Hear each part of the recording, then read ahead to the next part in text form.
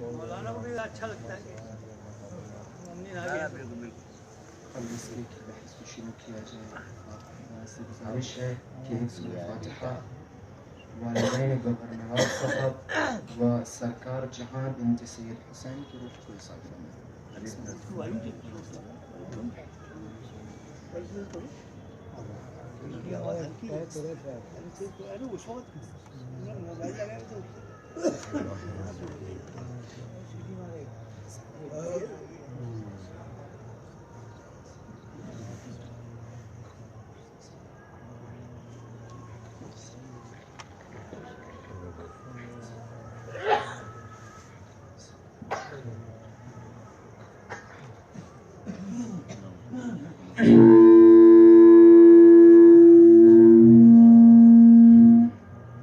أعوذ بالله من الشيطان الرجيم. بسم الله الرحمن الرحيم. الحمد لله رب العالمين، والحمد لله الذي نور قلوبنا بمحبة علوية، والحمد لله الذي جعلنا من المتمسكين بولاية المرتضوية، والحمد لله الذي فرض مودته على العربية والعجمية وعلى مبلغ رسالاته الإلهية أبي القاسم مصطفى محمد صلى الله عليه وآله وسلم. اللهم صل وسلم وزد وبارك على صاحب الدعوة النبوية والصولة الحيدرية والعصمة الفاطمية والحلم الحسنية والشجاعة الحسينية والعبادة السجادية والمعاصر الباقرية والآثار الجعفرية والعلوم الكاظمية والحجج الرضوية والجود التقوية والنقابة النقوية والهيبة العسكرية والهيبة الإلهية الحجة القائمية. اللهم صل على محمد وعلى محمد. اللهم عرفني نفسك فإنك إن لم تعرفني نفسك لم أعرف رسولك. اللهم عرفني رسولك فإنك إن لم تعرفني رسولك لم أعرف حجتك. اللهم عرفني حجتك فإنك إن لم تعرفني حجتك ضللت عن ديني. أما بعد فقد قال الله تبارك وتعالى عز اسمه في محكم كتابه ومتقن خطابه. بسم الله الرحمن الرحيم. إنا عرضنا الأمانة على السماوات والأرض والجبال فأبين أن يحملنها وحملها الإنسان إنه كان ظلوما جهولا. صدق الله العلي العظيم.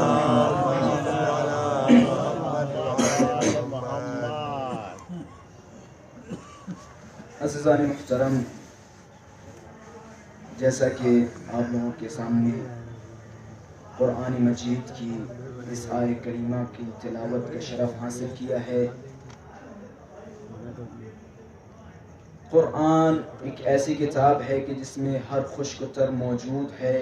خداوند متعال نے تمام اشیاء زمانہ، اشیاء دنیا کو اس قرآن میں محدود کر دیا ہے. فرق یہ ہے کہ بہت ساری چیزیں ایسی ہیں کہ جنہیں ہم اتخاذ کر سکتے ہیں اور بہت ساری چیزیں ایسی ہیں کہ جنہیں ہم اتخاذ نہیں کر سکتے. عزیزان محترم، قرآن میں ایک ظاہر ہے، ایک باطن ہے، محکمات ہیں، متشابہات ہیں.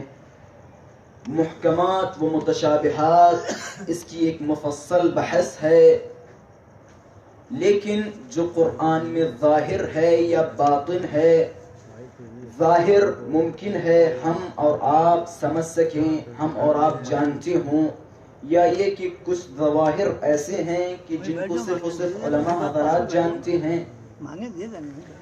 اس کے علاوہ قرآن میں بواطن ہیں. بواطن بہت ہی کم ایسے علماء ہوں گے جو قرآن کے بواطن سے آشنا ہیں.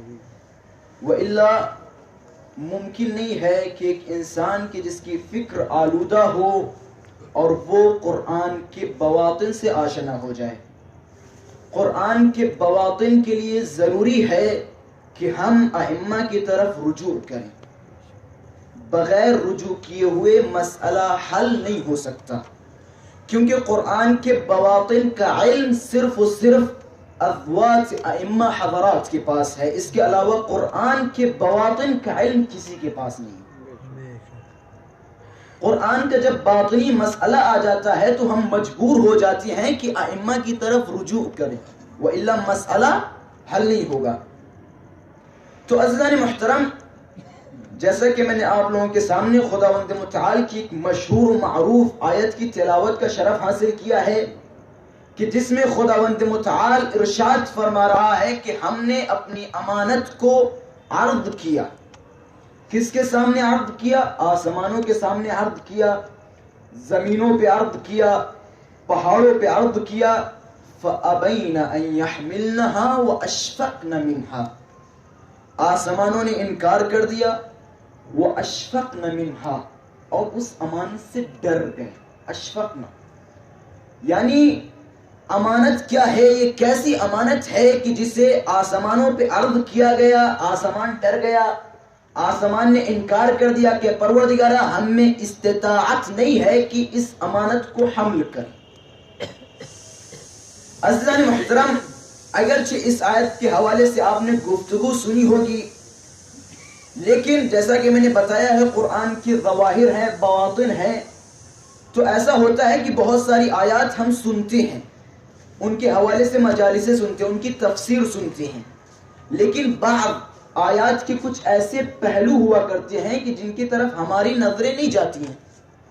تو یہ پہلو بھی کچھ اس طریقے سے، اگرچہ آیت بہت ہی مشہور ہے لیکن اس کا مفہوم بہت ہی زیادہ نادر و شاذ ہے.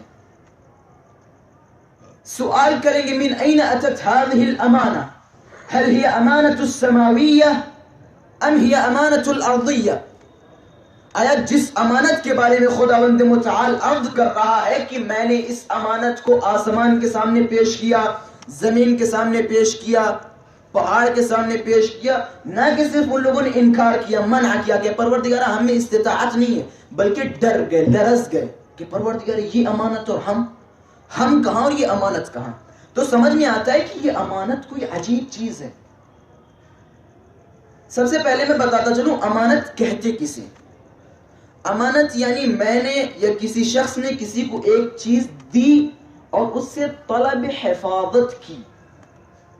مثلا میں نے کسی کو موبائل دیا، کس لیے موبائل دیا؟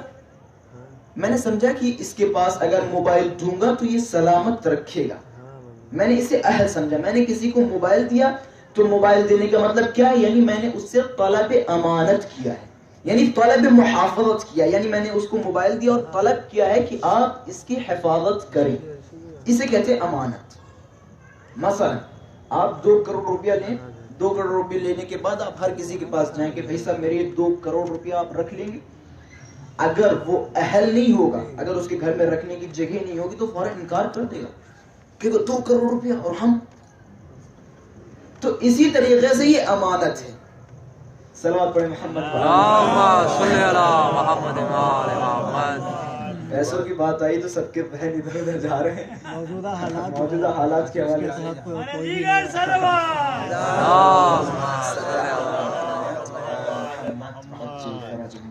تو عزیزان محترم، یہ امانت ہے کیا؟ جیسا کہ میں نے فرمایا تھا من این اتت هذه الامانہ، یہ امانت کہاں سے آئی ہے؟ هل هي امانت السماویہ، آیا یہ امانت جس کے بارے میں خدا ارشاد فرما رہا ہے یہ امانت آسمانی امانت ہے؟ ام ہی امانت الارضیہ، یا یہ کہ یہ زمینی امانت ہے؟ آخر ہے کیا چیز؟ آپ دیکھیں، اب امانت کو سمجھنے کے لیے ہمیں رجوع کرنا پڑے گا اقوال ائمہ کی طرف. امانت سے کیا مراد؟ زیارت امین اللہ، زیارت امین اللہ ہم پڑھتے ہیں نا، زیارت امین اللہ. زیارت امین اللہ میں پہلا جملہ ہے کیا خطاب کرتے ہیں؟ السلام علیک یا امین اللہ فی ارضک. یعنی ہم معصومین کی طرف خطاب کرتے ہیں کہ آپ امین خدا ہیں، یعنی آپ امانت ہیں. تو سمجھ میں آتا ہے خداوند متعال نے جس امانت کے حوالے سے گفتگو کی ہے اس امانت سے مراد معصومین ہے. آپ روایات میں جائیں, اسی آیت کی شان میں جائیں, امام امیر المؤمنین علیہ الصلوۃ والسلام فرماتے الامانہ ہی ولایت امیر المؤمنین علیہ الصلوۃ والسلام. فرمایا امانت سے مراد ولایت علی ابن ابی طالب ہے, وہ ولایت کے جس کو خداوند متعال نے آسمانوں پہ عرض کیا کہ اس ولایت کو قبول کرتے ہو, اس ولایت کی امانت یعنی اس ولایت کو محفوظ رکھنا چاہتے ہو. آسمان نے کہا پروردگار شرائط کیا ہیں؟ کہ شرائط یہ ہے کہ جب یہ تمہیں طلب کرے تو تم ان کی اجابت کرنا, جب تم سے مدد مانگے تو تم ان کی مدد کرنا. اور یاد رہے, خبردار یاد رہے کہ ایسا نہ ہو کہ تمہاری موجودگی میں ان کے اوپر کوئی ظلم ہو. جب آسمان نے یہ تمام شرائط سنے, آسمان خیرہ خیرہ ہو گیا کہ پروردگار ہم میں استطاعت نہیں ہے, ہم اسے برداشت نہیں کر سکتے. زمین نے انکار کیا, تمام چیزوں نے انکار کر دیا کہ پروردگار ہم استطاعت نہیں, ہمارے اندر استطاعت نہیں ہے کہ اس کی حفاظت کر سکیں کیونکہ بہت سخت ہے. لیکن قرآن مجید کا جملہ دیکھیں, وَحَمَلَهَا الْإِنسَانِ, ایک انسان ہی ایسی ذات ہے کہ جس نے اس امانت کو حمل کیا. اور یہاں پہ ہم سے کیا مراد ہے؟ یہ ایک مقدمہ ہے, انشاءاللہ اس منزل جہاں میں لے جانا چاہتا ہوں انشاءاللہ دھیرے دھیرے پہنچ گئے. یہ ایک مقدمہ تھا, امانت تمام ہو گئی. زیارت امین اللہ کا جملہ میں نے آپ کو سنایا, السلام علیکہ یا امین اللہ, تو سمجھ میں آتا ہے یہاں پہ جس امانت کے بارے میں خداوند متعال گفتگو کر رہا ہے, امانت سے مراد امیر المؤمنین و بقیہ ائمہ اطہار, یہ سمجھ میں آتا. اب آتے زیارت جامعہ کی طرف, یہ مقدمہ بیان کر رہا ہوں. اگر مقدمہ سمجھ لیے تو انشاءاللہ پوری مجلس آپ لوگوں کے اذہان عالیہ میں بہترین طریقے سے ثبت و ضبط ہو جائے گی. زیارت جامعہ پتہ ہے, زیارت جامعہ ایک مفصل زیارت ہمارے پاس ہے کہ جس میں توحید, نبوت, امامت, معاد, قیامت, تمام معارف اسلام موجود ہیں زیارت جامعہ میں. بعض علماء زیارت جامعہ کے بارے میں فرماتے ہیں زیارت جامعہ الف با شیعہ ہے, یعنی شیعوں کے الف با, یعنی اے بی سی ڈی ہے شیعوں کا, یعنی ایسی زیارت ہے جس کو ہر شیعہ کے لیے ضروری ہے کہ اس زیارت سے آشنائی رکھتا ہوں. زیارت جامعہ, زیارت جامعہ میں آپ دیکھیں کیا فرماتے ہیں, ہم ائمہ کی طرف خطاب کریں گے, السلام علیکم یا اہل بیت النبوہ ومعدن الرسالہ الی آخر. وسط جامعہ, زیارت جامعہ میں ایک جملہ ہے, غور فرمائیں اس جملے پہ. کہتے ہیں ہم امام کی طرف خطاب کریں گے, انتم صراط اللہ الاقوم وشہداء دار الفناء وشفعاء دار البقاء والرحمت الموصولہ والآیت المخزونہ, اور آخر میں جملہ کہتے ہیں والامانت المحفوظہ. والامانت المحفوظہ, انشاءاللہ غور کریں نتیجہ آپ کو حاصل ہوگا. والامانت المحفوظہ, تمام کسی کو مجھے ترجمہ نہیں کرنا, آخری جملے پہ آپ دقت کریں. ہم خطاب کرتے ہیں کہ ائمہ آپ امانت محفوظ شدہ ہیں. علماء حضرات تشریف فرما ہے تو لذا مجبور ہوں کہ ایک چھوٹی سی اصولی بحث کروں یہاں پہ. آپ کیا دیکھتے ہیں یہاں پہ جملہ کیا ہے, صیغہ کیا استفادہ ہوا, صیغہ استفادہ ہوا اسم مفعول, اسم فاعل و مفعول جانتی ہوں گے. ظالم اسم فاعل ہے یعنی ظلم کرنے والا, مظلوم اسم مفعول ہے یعنی جس کے اوپر ظلم کیا گیا ہے. تو یہاں پہ صیغہ استفادہ ہوا اسم مفعول.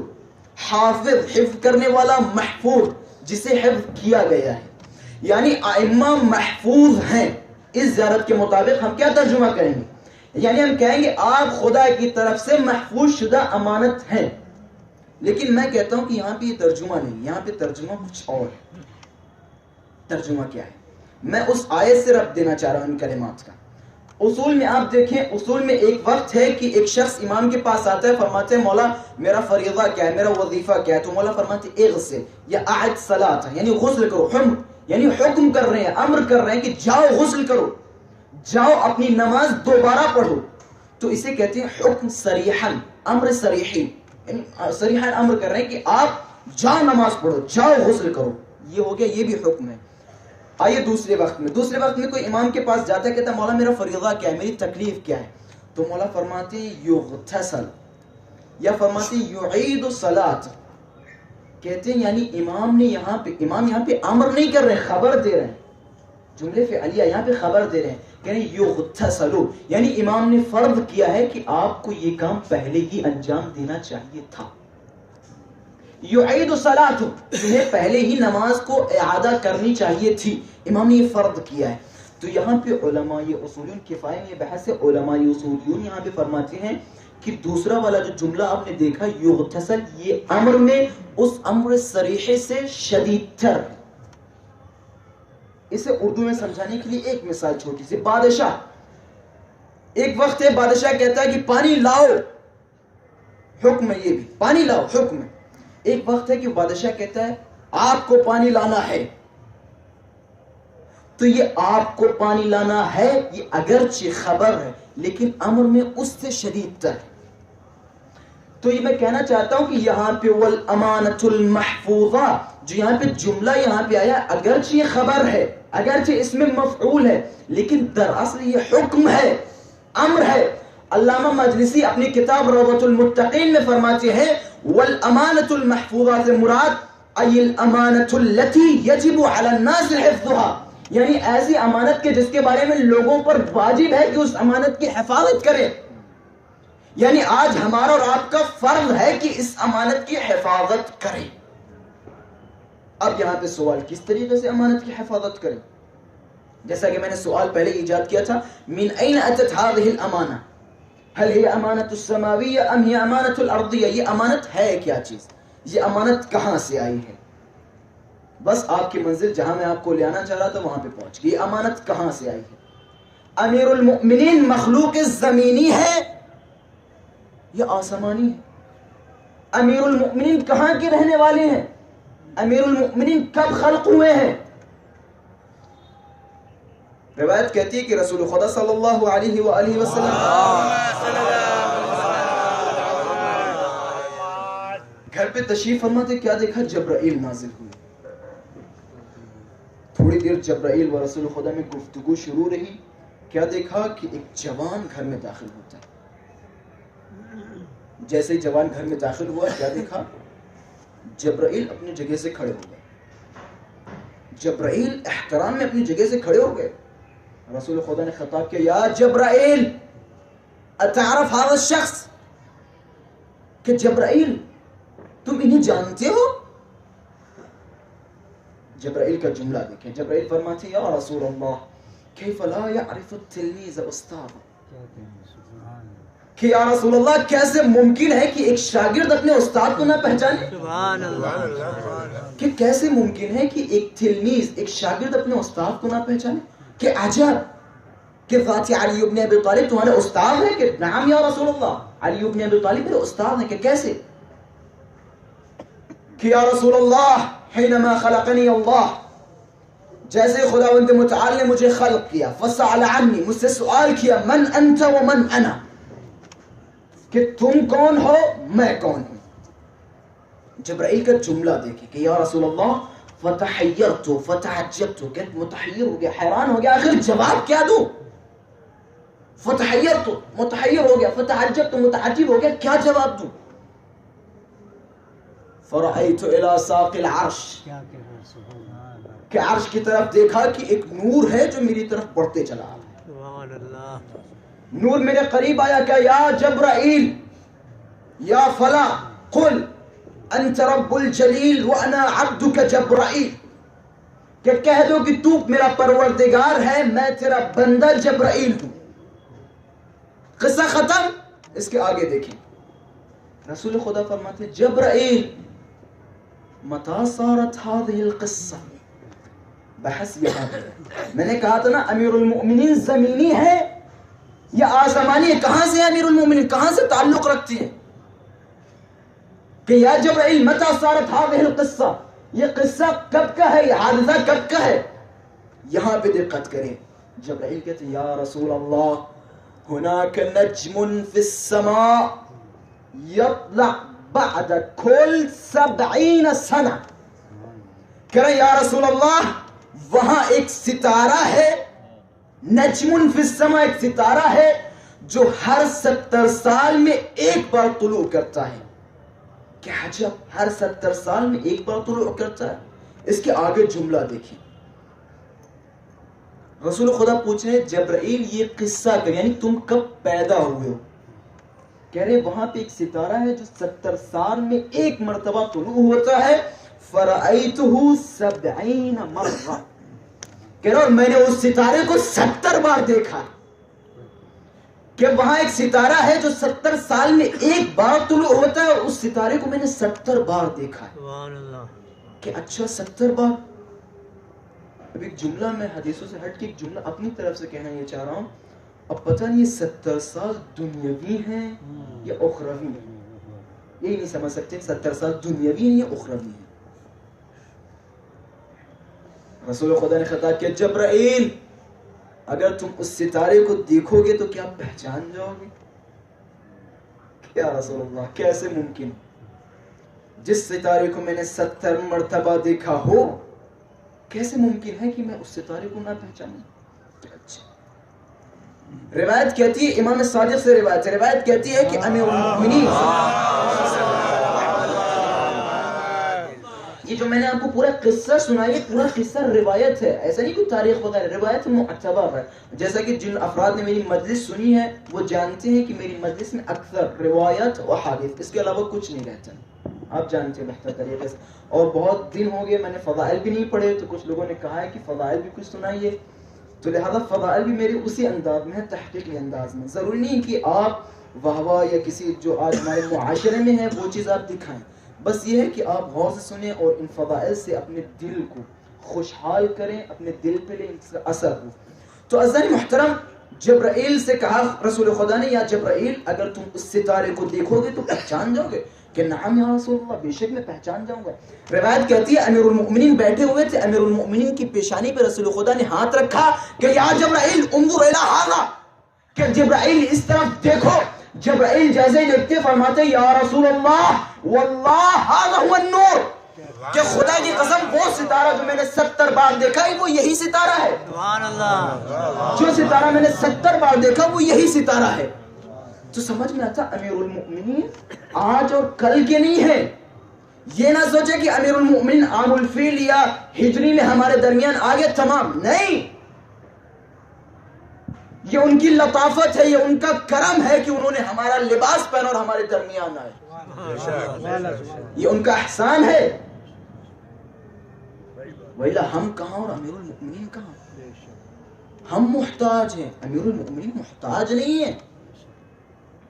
امام فرماتے خلق اللہ ارواحنا قبل ان یخلق عالم ولا آدم ولا زمان ولا مکان، کہہ رہے خلق اللہ ارواحنا، خداوند متعال نے ہماری ارواح کو پیدا کیا، کب پیدا کیا؟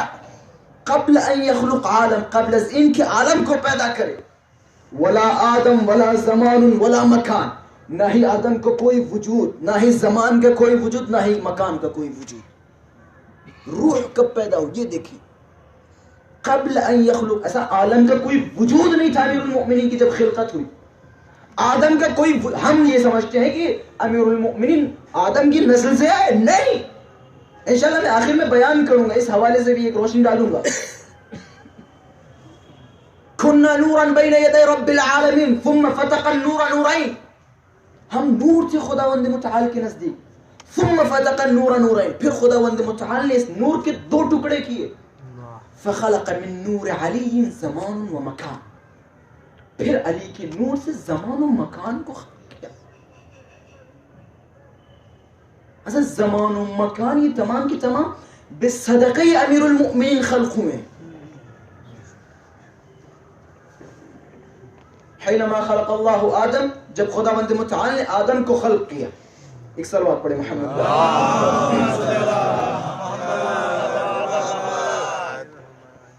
خداوند متعال نے جتنے بھی انبیاء بھیجے، آدم کو خلق کیا، آدم کو پریشان کرنے والوں نے پریشان کیا، لیکن ایک نورانی شخصیت آئی اور دفاع کیا آدم سے، روایات میں ملتا ہے۔ اب یہ قصہ جبرائیل جیسے ذہن میں آیا کہ دوسرا بھی قصہ ذہن میں آ گیا ہے، میں سمجھتا ہوں شاید محظوظ ہیں اس قصے سے۔ روایت میں ملتا ہے کہ رسول خدا صلی اللہ علیہ وآلہ وسلم منبر پہ تشریف فرما تھے، کیا دیکھا کہ عجیب الہیکل، روایت میں لفظ آیا ہے عجیب الہیکل۔ عجیب الہیکل کی ہم اگر توجیہ کرنا چاہیں تو سمجھ سکتے ہیں عجیب الہیکل سے مراد ممکن ہے مثلا لمبے لمبے بال ہوں، وحشت ناک چہرہ ہو، دانت ہوں، جو بھی آپ سمجھ لیں. یعنی ایسا ہے روایت کے الفاظ ہیں کہ جیسے ہی وہ عجیب الہیکل داخل ہوا تو لوگ ڈر گئے، سب بھاگنے لگے. رسول خدا نے کہا بیٹھ جاؤ، تم سب لوگ بیٹھ جاؤ، تم سے کوئی مطلب نہیں، یہ مجھ سے ملنے آیا ہے. رسول خدا اس کی طرف مخاطب ہوئے کہ اپنا تعارف کراؤ، کون ہو تم؟ کہ یا رسول اللہ انا حام ابن حیم ابن لامس ابن ابلیس، کہ رسول اللہ میں حام ابن حیم ابن لامس ابن ابلیس ہوں. از اول حبوط آدم، کہ جب آدم کو زمین پہ لایا گیا اس زمانے سے لے کر آج تک میرے جد نے وصیت کی تھی کہ کچھ بھی کرو لیکن یہ بنی آدم کو زندہ نہ چھوڑو، بنی آدم کی نس پکڑ لو، بنی آدم کو کوئی اچھے کام نہ کرنے دو. تو لہذا اپنے جد کی وصیت پہ عمل کرنے کے لیے میں ہمیشہ جو بھی انبیاء آئے، جو بھی رسول آئے، جتنے بھی بنی آدم آئے، سب کو میں نے پریشان کیا. لیکن یا رسول اللہ ایک شکایت آپ سے ہے. کہ شکایت کیا ہے؟ کہ رسول اللہ جب آدم کو خلق کیا گیا، آدم کو میرے جد نے بہکایا، آدم کو زمین پہ بھیجا گیا، میں میرے جد آدم کو اذیت کرنے گئے، آدم کو پریشان کرنے گئے زمین پہ. کہ جیسے ہی پریشان کرنے گئے دیکھا کہ ایک نورانی شخصیت میرے اور اس جناب آدم کے درمیان حائل ہوئی. روایت کے جملے ہیں، حام ابن حیم ابن لامس ابن ابلیس کہتا ہے کہ وہ شخصیت جب آئی تو اس نے گرزے ماری، تازیانے ماری. جب اس نے تازیانے گرزے ماری اور مجھے بھگایا وہاں سے، تو میرے جد نے سوچا کہ شاید آدم کے بعد والا نبی ہے. کہ رسول اللہ آدم کے بعد والا نبی آیا لیکن وہ شخصیت نہیں تھی. پھر اسے پریشان کرنے گیا، دیکھا وہی شخصیت آئی اور دفع کیا. کہ میں نے سوچا شاید اس کے بعد والا نبی ہے. کہ ایسے کرتے کرتے ابراہیم آئے، نوح آئے، لوط آئے، عیسیٰ آئے، موسیٰ آئے، تمام انبیاء آئے لیکن وہ شخصیت دکھائی نہیں دی. لیکن یا رسول اللہ اب مجھے یقین ہے کہ آپ خاتم النبیین ہیں، آپ کے بعد کوئی نبی نہیں ہے. تو اب آپ بتائیے وہ شخصیت کہ جس نے تمام انبیاء کی مدد کی، وہ شخصیت ہے کون؟ وہ شخصیت ہے کون؟ رسول خدا مسکرائے کہ اگر اس شخصیت کو دیکھو گے تو پہچان جاؤ گے. کہ بے شک یا رسول اللہ جس شخصیت سے ہم نے زندگی بھر مار کھائی ہو، یہ میرے الفاظ ہیں، جس شخصیت سے زندگی بھر مار کھائی ہو، تازیانے کھائے ہوں، کیسے ممکن ہے اس شخصیت کو نہ پہچانوں؟ کہ ٹھیک ہے. روایتوں میں ملتا ہے، روایت کے جملے ہیں کہ امیر المؤمنین ممبر کے پاس بیٹھے ہوئے تھے، حضرت نے ٹھڈی کے نیچے ہاتھ رکھا اور ایسے اٹھایا کہ یا حام ابن حیم ابن لامس ابن ابلیس دیکھو اس طرف. جیسے روایت کے جملے جیسے اس نے دیکھا اپنی جگہ سے کود گیا کہ رسول اللہ واللہ حامی انبیاء ناصر تمام انبیاء یہی آواز ہے. کہ خدا کی قسم یہی وہ شخصیت ہے جس نے تمام انبیاء کی مدد کی. کہ یا رسول اللہ یہ شخصیت ہے کون؟ اس کا نام کیا ہے؟ کہ کون ہی شخصیت ہے؟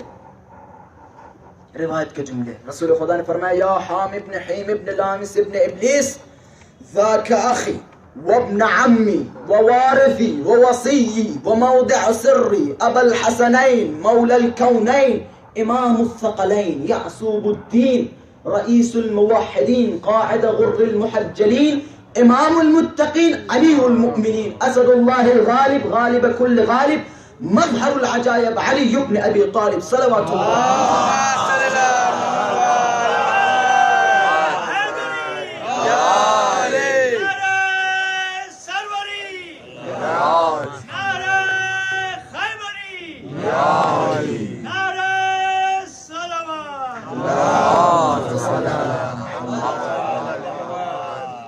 تو یہ ہے امیر المؤمنین. امیر المؤمنین آسمانی نہیں، امیر المؤمنین زمانی نہیں ہے.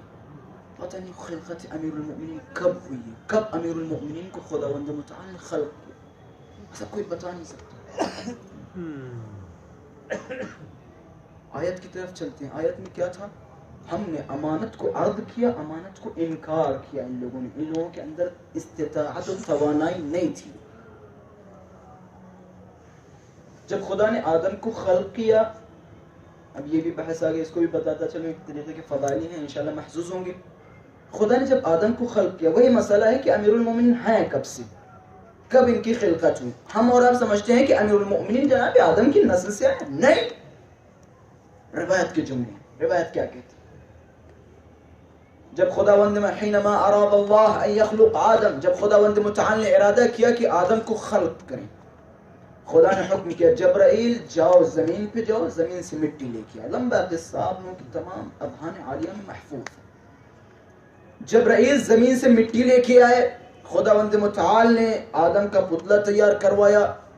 فَإِذَا سَوَّيْتُهُ وَنَفَخْتُ فِيهِ مِن رُوحِي، جب اسے تیار کیا گیا پھر خداوند متعال نے روح پھونکی. فَقَعُوا لَهُ سَاجِدِينَ، پھر ملائکہ کو حکم کیا کہ اس کا سجدہ کرو. یہ آیت ہے. اس آیت کی تفسیر کے لیے ہم ائمہ کی طرف اگر رجوع کریں تو معصومین فرماتے ہیں کہ اس آیت کو اس طریقے سے تلاوت کرو. فَإِذَا سَوَّيْتُهُ وَنَفَخْتُ فِيهِ مِن رُوحِي ثُمَّ أَوْدَعَ فِي آدَمَ أَنْوَارَ مُحَمَّدٍ وَعَلِيٍّ وَفَاطِمَةٍ وَالْحَسَنِ وَالْحُسَيْنِ وَالتِّسْعَةِ الْأَئِمَّةِ مِنْ وَلْدِ الْحُسَيْنِ، کہ جب خداوند متعال نے آدم کا پتلا تیار کیا پھر اس میں روح پھونکی، روح پھونکنے کے بعد ثم اودع فی آدم، پھر خداوند متعال نے آدم کی صلب میں ان انوار کو قرار دیا. انوار محمد وعلی وفاطمہ والحسن والحسین علیہم الصلاۃ والسلام.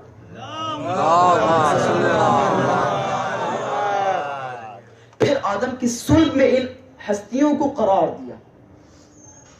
وَإِلَّا امیر المؤمنین ایسا نہیں ہے کہ آدم کی نسل میں قرار دیا. پھر اس کے بعد کہا فَقَعُوا لَهُ سَاجِدِينَ. یہ روایت کے جملے. پھر خداوند جب ان انوار کو آدم کی صلب میں قرار دیا پھر ملائکہ کی طرف حکم کیا ملائکہ اب آدم کا سجدہ کرو. ملائکہ اب آؤ آدم کا سجدہ کرو. ایسا نہیں ہم سمجھے کوئی ذاکری والے الفاظ ہیں، نہیں، روایت کے الفاظ ہے، تحقیق شدہ میٹر ہے. روایت مؤثر علم رجال کے حوالے سے. آپ آئیں بہترین، میں آپ کو علم رجال کے حوالے سے بہترین طریقے سے ان روایت کا اثبات کر سکتا ہوں. علم رجال، علم درائع کے حوالے محکم روایات ہیں. تو امیر المؤمنین ایسا نہیں ہے امیر المؤمنین نے ہمارا لباس پہنا تو ہم سمجھیں گے ہمارے جیسے امیر. نہ، یہ امانت خدا ہے، اس کی حفاظت ہم سب پر واجب. آدم کو جب خلق کر کے تیار کیا گیا تو آدم نے خداوند متعال سے کہا یا رب او هل خلقت قبلی خلیقا، کہ پروردگار کیا تو نے مجھ سے پہلے بھی کسی کو خلق کیا ہے؟ کہ پروردگار کیا مجھ سے بھی پہلے کسی کو خلق کیا ہے؟ آدم کی طرف مخاطب ہوا خداوند متعال کہ یا آدم انظر الى ساق الارض. معصومین فرماتے ہیں جیسے ہی آدم نے ساق ارض کی طرف دیکھا فَإِذَا أَنْوَارُنَا يَطُوفُ حَوْلَ الْعَرْشِ، کیا دیکھا کہ ہمارے انوار حول عرش خدا کا طواف کر رہے ہیں. تو آدم کے دل میں تمنا ہوئی. کیا تمنا ہوئی؟ انہوں نے سوچا ہے پروردگارہ کاش یہی منزلت مجھے بھی عطا کر دے. روایت کے جملے آدم نے تمنا کی کہ کاش پروردگارہ یہ منزلت مجھے بھی عطا کر دے. اتنا کہنا تھا، حکم ہے یا آدم ایاک ان تتمنى مکانا. آدم خبردار، جن کی تم نے مکان و منزلت کی تم نے ادعا کیا، مکان و منزلت کی تمنا کی.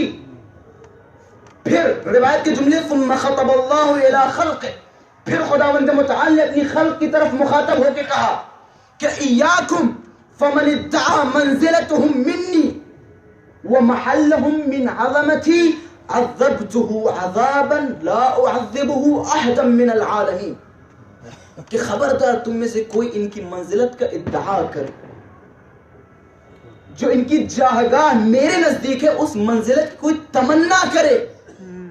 اگر کسی نے تمنا تک کی کہ پروردگارہ مجھے علی جیسا مرتبہ عطا کر، تو خدا کہہ رہا عذبتہ، اسے عذاب کروں گا، معذب کروں گا، عذابا لا اعذبه احدا من العالمین، ایسا عذاب کروں گا کہ آج تک عالمین میں کسی کو معذب نہیں کیا ہے.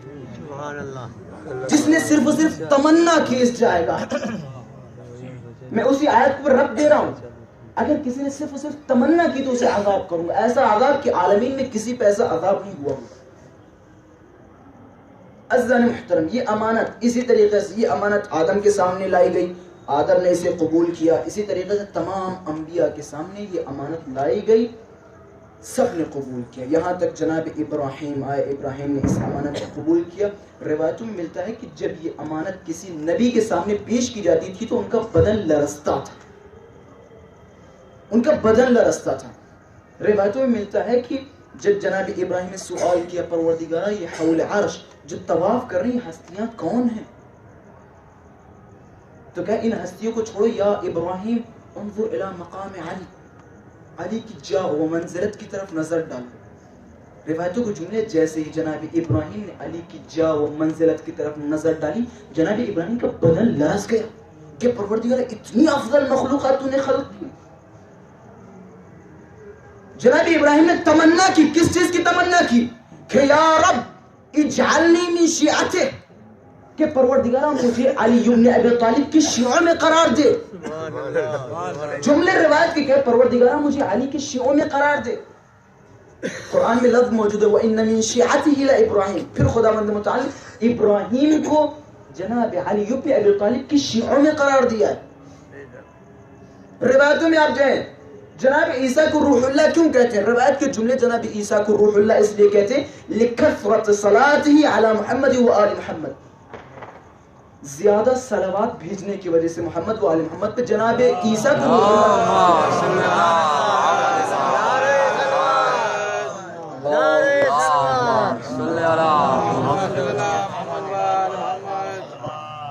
تو عزیزان محترم یہ امانت ہر نبی کے سامنے پیش کی گئی، ہر نبی نے اس امانت کی حفاظت کی. جناب آدم نے اس امانت کی حفاظت کی، اپنے بعد والے نبی تک پہنچائی. اسی طریقے سے جناب ابراہیم، جناب نوح، ہر نبی نے اس امانت کی حفاظت کی، یہاں تک کہ یہ امانت رسول خدا کے ہاتھوں میں پہنچی. رسول خدا نے بھی اس امانت کی حفاظت کی. قرآن کی آیت وَحَمَلَهَا الْإِنسَانُ،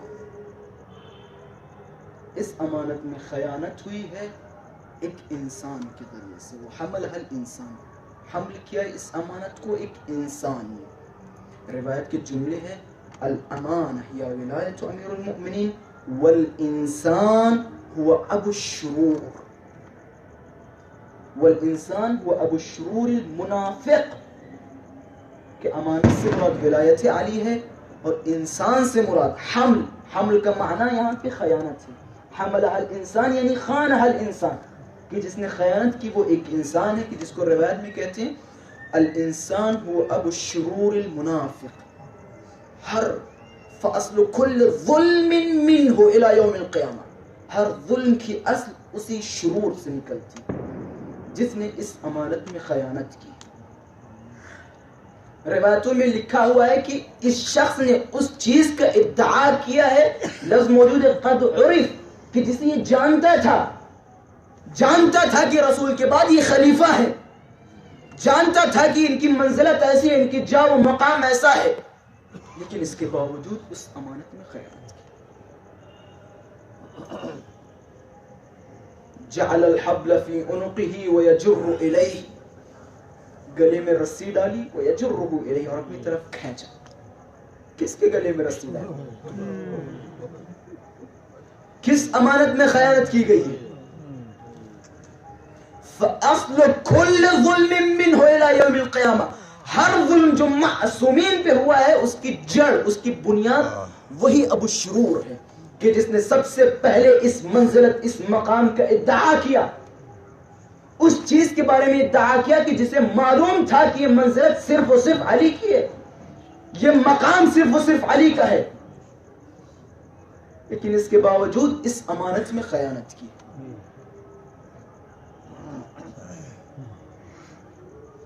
کربلا کے خیموں میں لگی ہوئی آگ کی اصل فاطمہ زہرا کے گھر کے شعلے.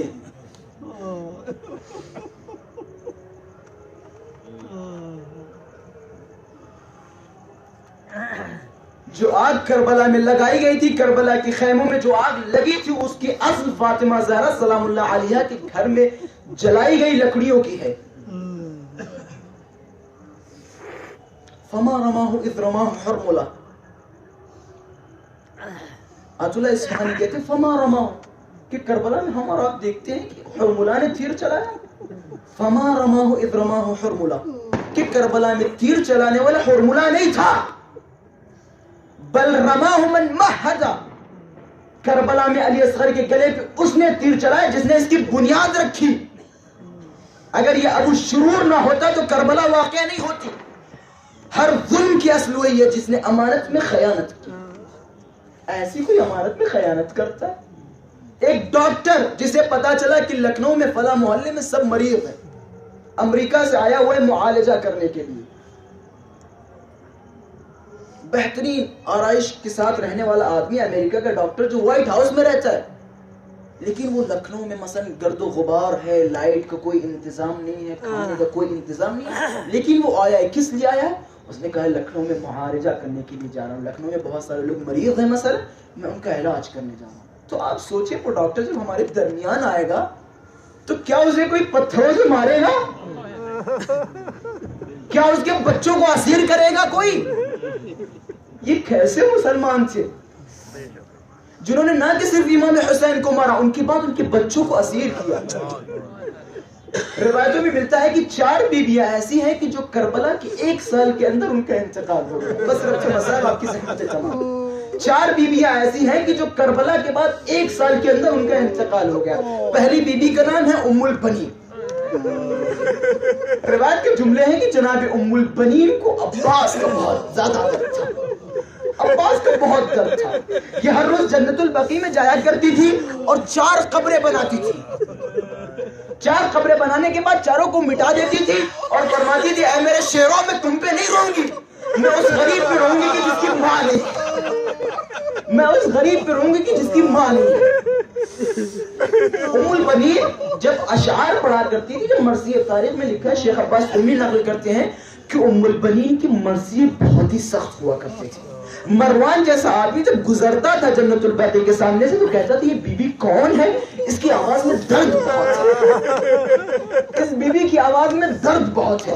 روایت کہتی ہے، شیخ عباس قمی اپنی کتاب میں نقل کرتے ہیں کہ جناب ام البنین کا ایک مرثیہ بہت ہی مشہور ہوا۔ وہ مرثیہ یہ تھا، جناب ام البنین بیٹھ کے پڑھا کرتی تھی، کہتی تھی اے کربلا سے آنے والوں، یہ بتا دو جب میرا عباس گھوڑے سے گرا تھا پہلے سرزمین پہ آیا تھا یا سیدھا زمین پہ آیا تھا؟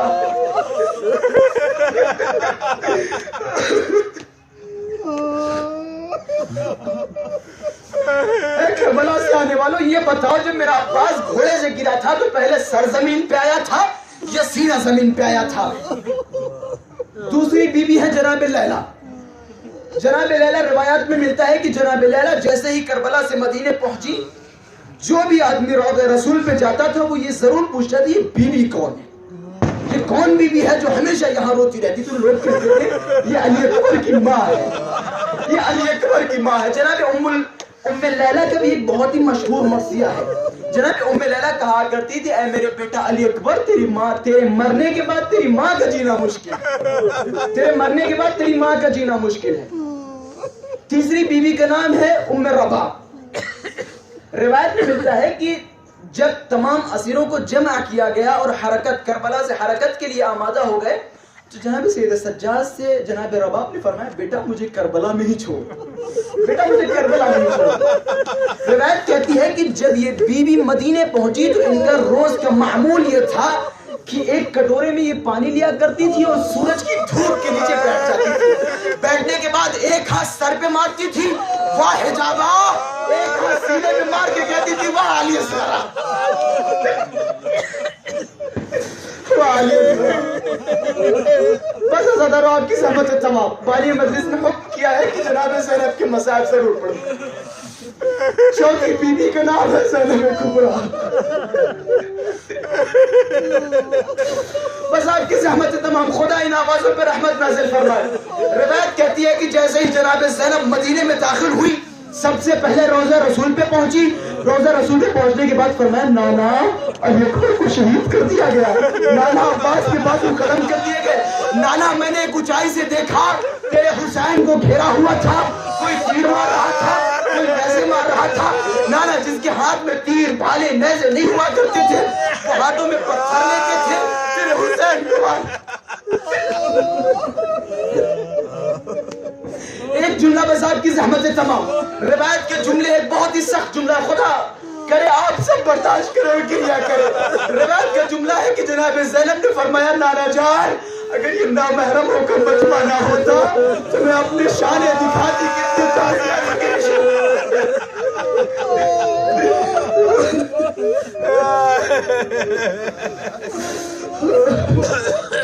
جب یہ لٹا ہوا قافلہ مدینے پہنچا، اب ایک سوال ہے نا، ہم اور آپ سن رہے ہیں کہ جناب زینب کے ساتھ ایسے ایسے حوادث رونما ہوئے، تم کتنا گریہ کر رہے ہیں۔ اب سوال نہ کرنا کہ جناب سید سجاد کیوں خون روتے تھے، سوال نہ کرنا کہ جناب سید سجاد نے 25 سال کیوں گریہ کیا ہے۔ یہ وہ مصیبت ہے جس پہ سید سجاد 25 سال ہوئے۔